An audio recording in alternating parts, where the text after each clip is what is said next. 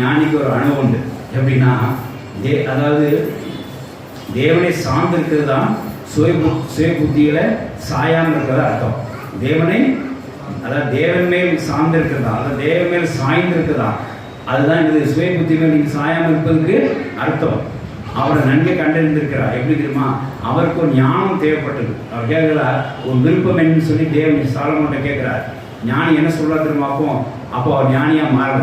அப்போ அவர் என்ன சொல்றாரு? ஆண்டவரே, இந்த ஜனங்களை நடத்துறதுக்கு நான் எனக்கு புத்தி இல்லை, நான் சிறுபிள்ளையாக இருக்கிறேன், இவங்க வந்து போயிட்டு இருக்க ஓடி சாடுகிற சிறுபிள்ளையாக இருக்கிறேன், இவ்வளோ பெரிய ஜனங்களை நான் எப்படி நடத்துறது, எனக்கு இவங்க நடத்துறதுக்கு என்ன செய்யணும், எனக்கு ஞானம் வேண்டும்னு சொல்லி கேட்டார்.